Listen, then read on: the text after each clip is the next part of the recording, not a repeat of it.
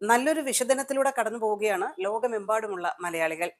U എയിൽ പ്രത്യേകിച്ച് Gulf രാജ്യങ്ങളിലൊക്കെ മലയാളികൾ അത്യന്തം ഗൃഹാതുര സ്മരണകളോടുകൂടിയാണ് നാട്ടിലേതിനേക്കാൾ ഭംഗിയായിട്ടാണ് വിഷു അടക്കമുള്ള കാര്യങ്ങൾ ആഘോഷിക്കാറുള്ളത്.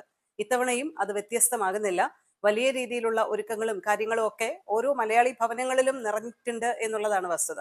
സൂപ്പർ മാർക്കറ്റുകൾ അടക്കം കണിക്കൊന്നയും കണിവെള്ളരിക്കയും മറ്റു കാര്യങ്ങളും എല്ലാം എത്തിച്ചാണ്, വലിയ രീതിയിലുള്ള സ്റ്റോക്ക് എത്തിച്ചാണ് വിഷു ദിനവുമായി ബന്ധപ്പെട്ട ഷോപ്പിങ്ങുകൾ മുൻകൂട്ടി കണ്ട് തയ്യാറെടുത്തിരുന്നത്. യു എയിൽ അടക്കം ഇന്ന് വർക്കിംഗ് ഡേ ആണ്. അതിന്റെ പരിമിതിയുണ്ട്. എങ്കിൽ പോലും പരിമിതികളെ മറികടന്നുള്ള വിഷുവാഘോഷങ്ങൾ പലയിടങ്ങളിൽ നടക്കുന്നുണ്ട്. ചിലർ വീടുകളിൽ സദ്യ ഒരുക്കുന്നു, ചിലര് വർക്കിംഗ് പ്ലേസുകളിൽ വിഷു സദ്യ സംഘടിപ്പിച്ചിട്ടുണ്ട്.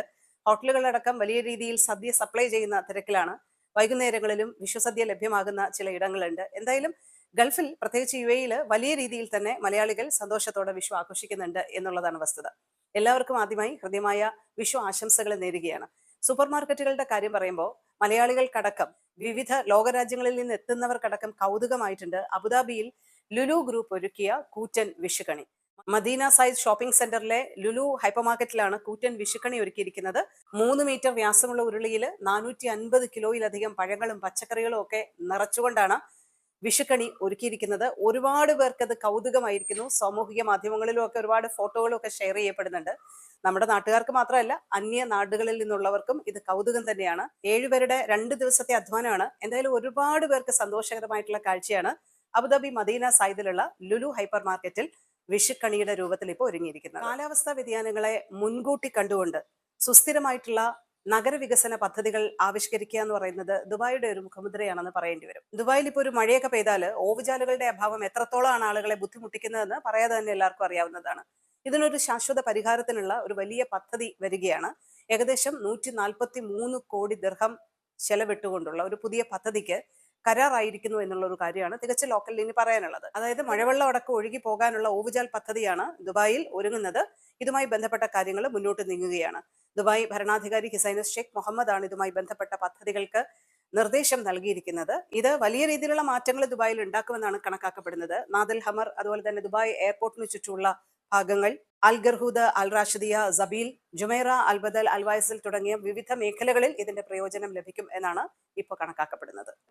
ഷാർജ അൽനാദയിൽ ഞായറാഴ്ച രാവിലെ ഉണ്ടായ റെസിഡൻഷ്യൽ ടവർ അഗ്നിബാധ ഒരുപാട് പേരെ ഞെട്ടിച്ച ഒരു സംഭവമാണ്. ഇപ്പോൾ ഏറ്റവും ഒടുവിൽ നമുക്ക് മനസ്സിലാക്കാൻ പറ്റുന്നത് 5 പേരുടെ മരണം സ്ഥിരീകരിച്ചിട്ടുണ്ട് എന്നുള്ളൊരു കാര്യമാണ്.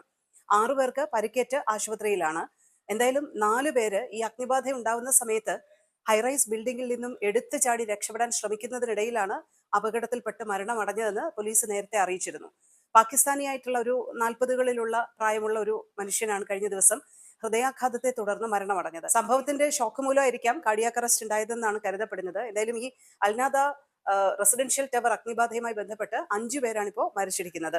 ഞായറാഴ്ച രാവിലെ ഒരു 11:30 ആയപ്പോഴാണ് ഷാർജ ഫയർ യൂണിറ്റിന് ഇതുമായി ബന്ധപ്പെട്ട ഒരു റിപ്പോർട്ട് ലഭിക്കുന്നത്, അഗ്നിബാധയുമായി ബന്ധപ്പെട്ട റിപ്പോർട്ട് ലഭിക്കുന്നത്.